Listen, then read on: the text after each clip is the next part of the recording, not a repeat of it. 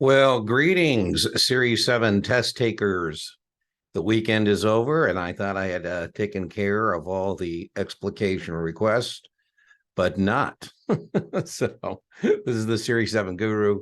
I'm coming to you from my studio here in fabulous Las Vegas with the last explication request. I will uh, provide a non equity link to some other practice questions you can practice, drill, and rehearse with.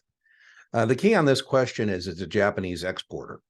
So you kind of got to realize that it's from a different perspective, the foreign perspective, and not the US perspective.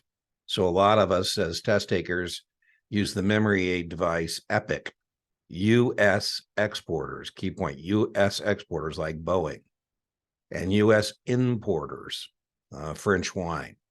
US exporters, EPIC buy puts on the foreign currency because they're afraid if I'm Boeing that the yen is going to go down. And if I'm importing French wine, I'm afraid the euro is going to go up. And so I buy calls on the euro. And usually when people miss this kind of a question, is because it's a different perspective. It's the opposite.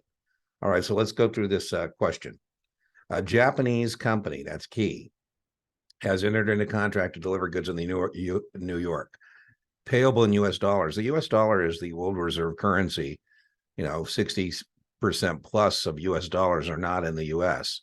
But very important, I'm not being facetious. The US dollar is not a foreign currency.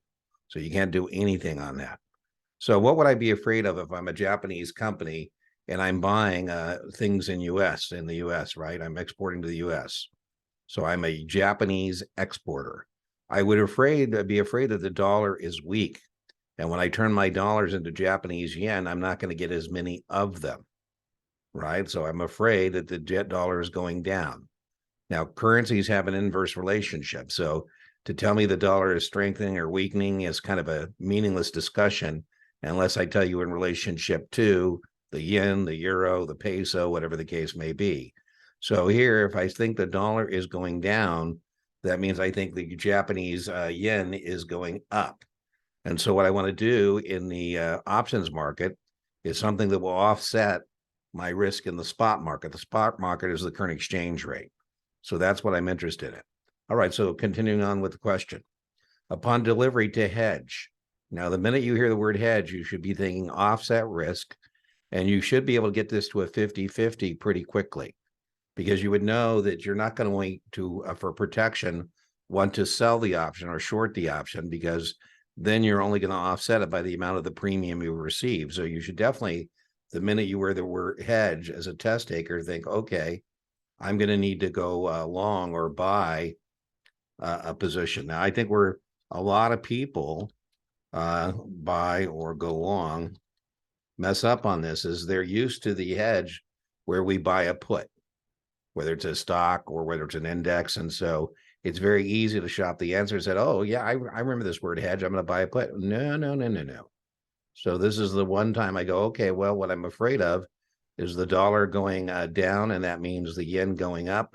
And so what I'm going to do is I'm going to buy or go long some yen calls. I'm hoping that I can make some money on those call contracts that will offset my loss in the spot market, right? So at this point, we would shop our answer set and say buy or go long the yen calls. And hopefully that's a choice. In this case, it's choice A. Okay, now just for, more practice drilling and rehearsing, the opposite, now you got to be careful, is, RTFQ, read the full question here. And the opposite would be a Japanese company that's importing. By the way, this is what's happening right now in the current economic system. I'm coming to you, and, the internet lives forever, but I'm coming to you in January of 2023. Right now, the Japanese importers are the ones that are struggling. So if I'm a Japanese importer and I'm accepting goods from the US, I'd be afraid that the dollar is strong. And that's what's going on right now because US interest rates are going up and the dollar has been strengthening against the yen. And so if you're a Japanese exporter, life is good, your dollar's strong, you're getting more yen. But if you're a Japanese importer, this is going to be a problem. Right. So if I'm a Japanese company and I'm importing products in the US, I'd be afraid the dollar is going up and the yen is going down.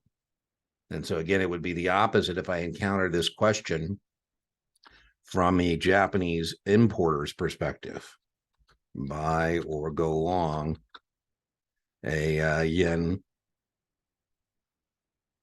puts. Again, I would be hoping to make up some money from that contract that I'm going to lose in the spot market by, needing more yen to pay for the US dollars I need to settle up.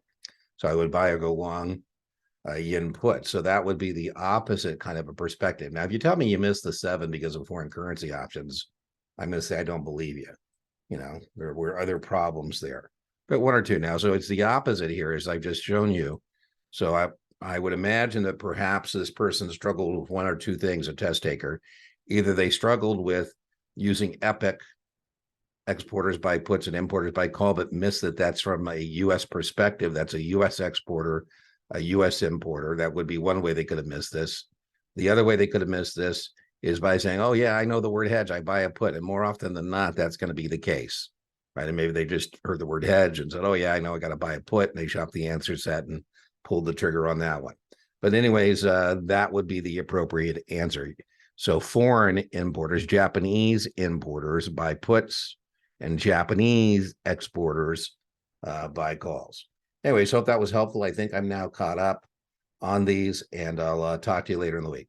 Join us Tuesday for the live stream, and you can bring any questions there as well. Bye-bye.